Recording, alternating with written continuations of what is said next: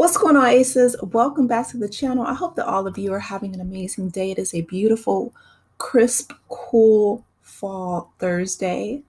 Federal agents in New Jersey have arrested the longtime business partner of popular radio host DJ Envy in connection to the alleged fraud real estate claims, where the arrest came after the news team reported investors claim that they have been swindled out of millions of dollars. So Cesar Pina, often promoted on DJ Envy's syndicated iHeartRadio show, The Breakfast Club, was arrested yesterday on wire fraud charges.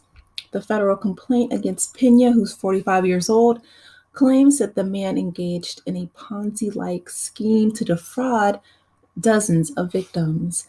Envy, whose real name is Rashawn Casey, was not charged yet, but many of the alleged victims say that they were influenced by his celebrity status. Federal prosecutors say that Pena amassed a significant social media following through his partnership with DJ Envy to attract his investors. So Envy and Pena frequently teamed up for seminars to pitch opportunities to flip properties, often in distressed areas all around New Jersey. As alleged in the complaint, Pena exploited celebrity status and social media to develop a devoted following of potential victims. Promising returns that were too good to be true, Pena allegedly defrauded dozens of people out of millions of dollars, according to U.S. Attorney Philip Sillinger, who stated this in a press release Wednesday. Investors have said that Pena promised that he would rehab and flip a property with a return of 30% of the profits within months. Just a side note, because y'all know I love a good, ROI, right? Investment. That's the 30% of profits within months on a flipping a property. That's unrealistic. Like that's not something that I've ever heard of. Um, wow. Yeah. Okay. Dozens of his alleged victims have now filed lawsuits saying that they never got their money back. In a number of cases, Pena is accused of getting multiple unwitting investors to buy into the same property, one property that generated him a profit of several $1,000,000. I don't understand how he didn't think that he was going to get caught up in the age of social media. Like people are so connected now. But I'll keep going and reading the article. Pena, he pleaded not guilty to the fraud charge and was released on a $1 million bond and electronic monitoring today. He is not allowed to leave the state of New Jersey. DJ Envy did not comment Wednesday, but last week reported to the alleged scheme. He said, quote, "Now the reasons why I did these seminars is because I wanted to uplift my community." I'm sorry. I wanted to teach my community about real estate, things that I didn't know when I was buying my first home. And I wanted to teach our community about investing and in generational wealth. End quote. Envy, you could have did that over the radio. He has such a huge platform. He's on the radio every single day with Charlemagne and, used to be Angela Yee, but I know she left. I'm pretty sure she's probably glad that she's gone and separated herself from this foolishness. A source familiar with the investigation said that iHeartRadio offices were visited by federal officials who removed electronic equipment as part of the ongoing investigation. Y'all, I heard they took laptops, they took hard drives, they took all kind of computer equipment belonging to DJ Envy because he brought Cesar Pina on the show multiple times to promote his, platform and his alleged Ponzi scheme of trying to, flip these dilapidated houses. Now, flipping properties and property preservation, property restoration, all those things can be very profitable. One, you're not going to see a return on your investment within months, especially not a huge number like 30% within such a short time span of 30 months, right? Like that's just unrealistic and unheard of. The fact that he got all these people to invest their whole life savings, I mean, like six figures after six, like they were getting, this was not chump change. This was like 250, bands from one person. I know DJ Envy himself, he said that he was quote unquote scammed by Pina with for $500,000. Another person said they were scammed for $750,000. So I have questions, right? And I don't know if I'm approaching this from the angle of being the grandchild of grandparents who bought they bought their houses in auctions though. So my grandparents were entrepreneurs in the real estate game, but this was like in the 50s and 60s when houses were available. I don't know if y'all have seen that clip on social media where Sears, the department store, you could buy a brand new house, I mean, from ground up from Sears for like 5 to 10 G's, like no lie. Like they would, deliver it to your house like Amazon. But anyway, of course, we don't have that now because that same $5,000 house would be probably 50 now. Or if you talk to Cesar, he would probably sell it for 500K.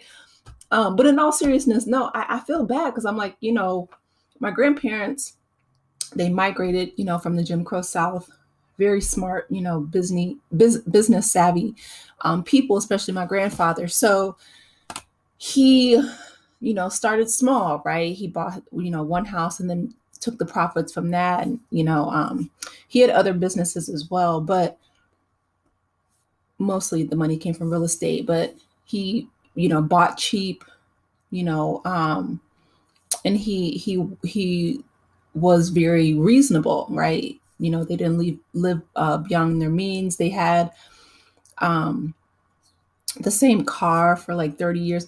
But this was back when like the clothes were quality fabric, the cars were, made of like really good, stainless solid like steel. Like I'm noticing that this was back when McDonald's sold like real beef and it was like, reasonable prices. Like this is like you could get quality merchandise for reasonable prices, right? But anyway, it's just the inverse now, and it's